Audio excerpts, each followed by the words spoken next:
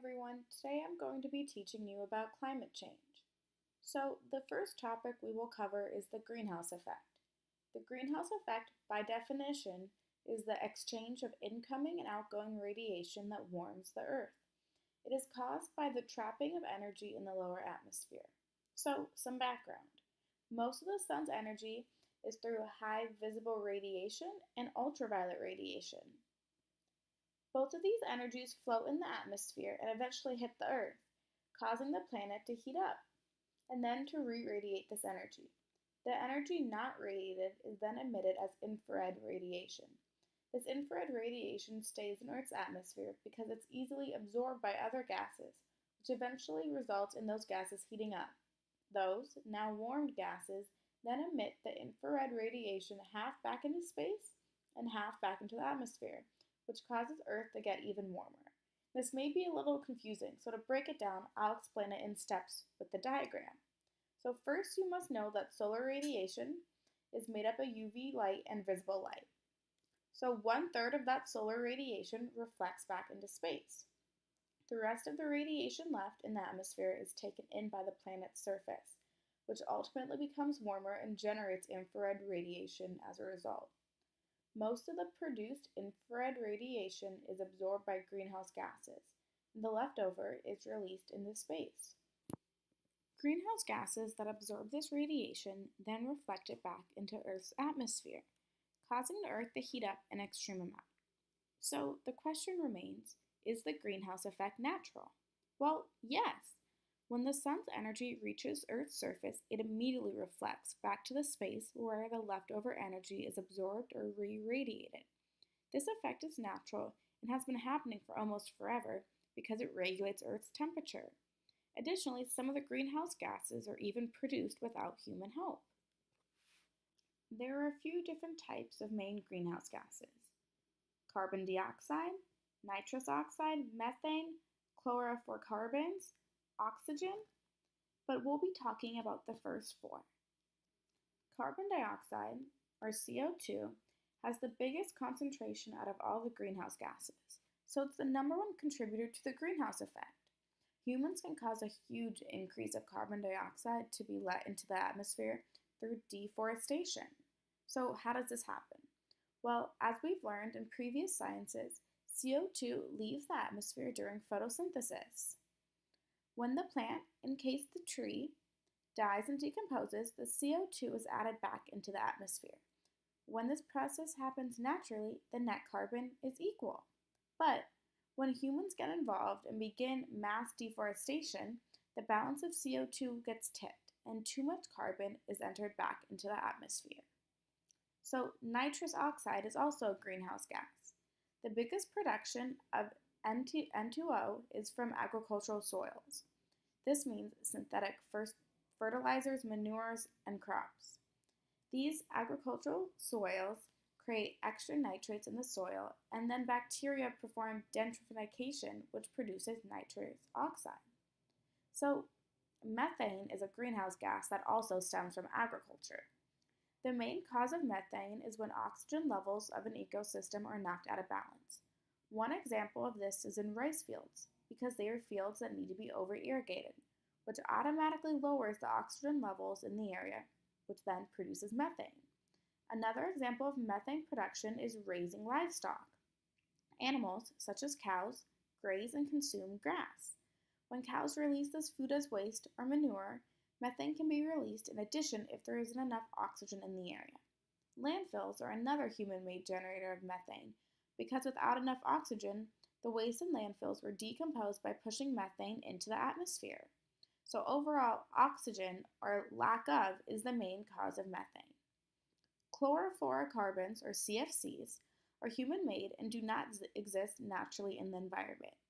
They were created for uses in refrigerators, solvents, and aerosol products, like hairspray. They have the ability to ruin the stratospheric ozone. So through the Montreal Protocol, a global agreement to phase out any substances that deplete the stratospheric ozone, CFCs are on a decline. So the question remains, how do we know that the Earth is really warming? So there's a lot of evidence from scientists that Earth is warming to an unnatural point.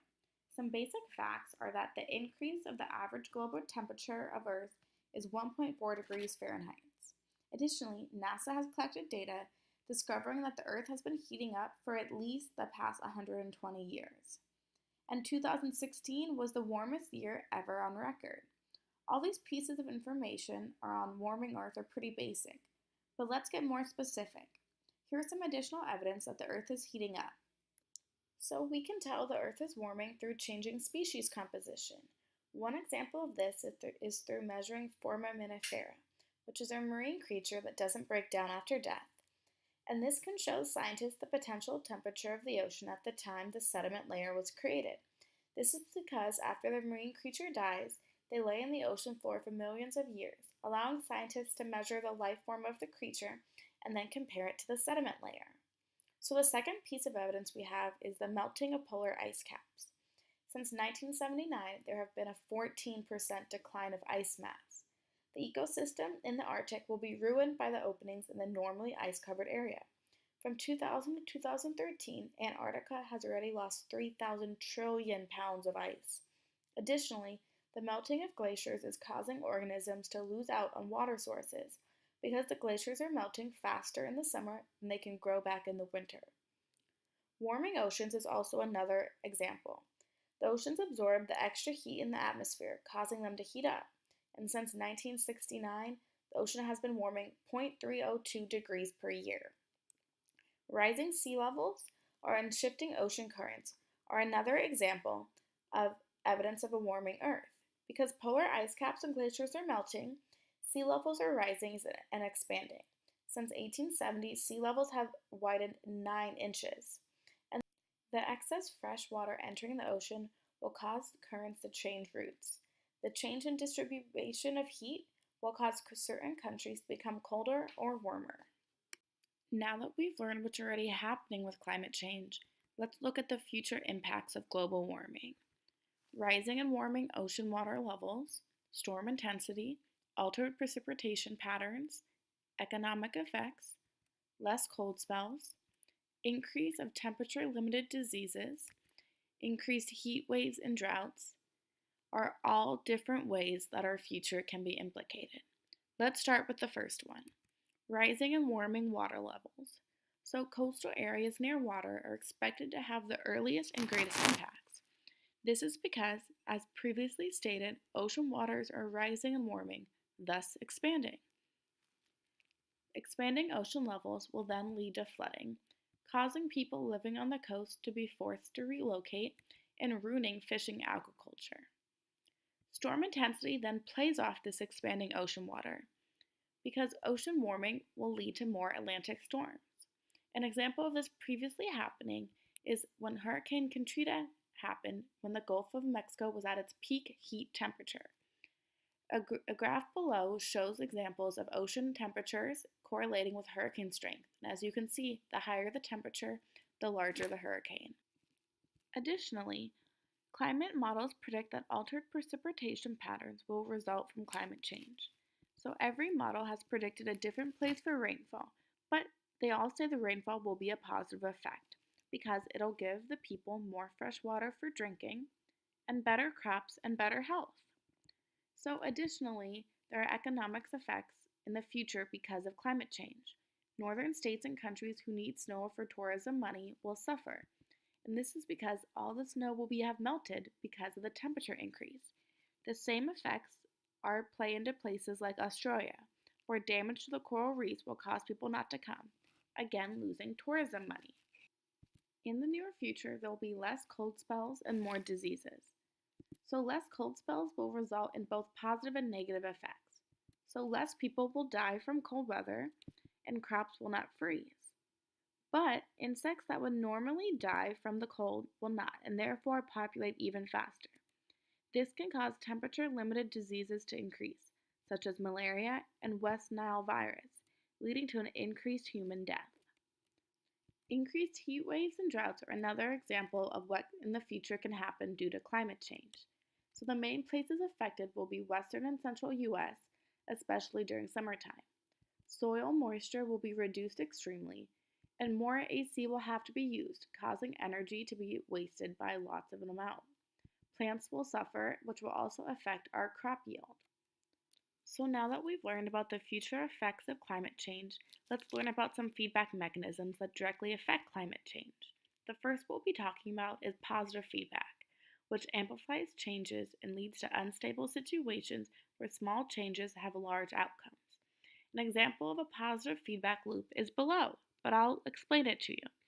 So, one example of this has to do with melting of ice. Global warming leads to ice melting, but human activity releases more particulate matter, which leads to ice melting even more. So, particulate matter from burning coal is released, which is black. When it lands on the ice becomes colored and absorbs most of the sun's energy. The ice then begins melting faster, and the particulates spread more on the surface. The increased concentration increases the amount of solar energy absorbed, which increases the melting, as you can see by the graph. Well, in another example of positive feedback, it has the same idea. As the Earth gets hotter, permafrost melts, and more methane is released into the environment, which then increases global warming. The cycle then repeats. As you can see, what's in common with both of these feedback mechanisms is that the change is amplified and leads to more unstable situations. Both changes lead to more global warming happening. So now on to negative feedback. So negative feedback makes changes less intense. An example here is below. So one example of a negative feedback loop is when plants react to the increased carbon dioxide in the atmosphere. CO2 can increase plant growth since it's a necessary input for photosynthesis. But as more plants grow, more CO2 is taken out of the atmosphere, and the loop continues, and is why only half the CO2 that humans put out in the atmosphere remain in the atmosphere. As you can see through the chart below, the loop constantly continues making changes less intense and causing CO2 to slowly disappear. So now that we've learned all about climate change and the bad effects it can have on our Earth, let's learn about how we can reduce it and what we've tried to do in the past. So the Kyoto Protocol is an international agreement made by nations to reduce climate change. The protocol sets a goal for all industrialized countries to by 2012 have reduced greenhouse gas emissions by 5.2% of their 1990 levels. But this protocol is not set in stone because the percentages change per country. The countries that have emitted the most CO2 will pay the most to reduce CO2. For example, the US has to reduce 7% of its greenhouse gas emissions and the EU 8%. So another way to reduce climate change is through carbon sequestration, which is removing CO2 from the atmosphere in attempts to stabilize other greenhouse gases. This happens through holding the carbon in agricultural soils and getting rid of agricultural lands by turning them into forests. This allows the CO2 to have long-term storage because it could take hold in the soil carbon and plant biomass. So cap and trade is another way to reduce pollution, including greenhouse gases in our atmosphere. Basically, companies have to pay fines if they exceed their cap.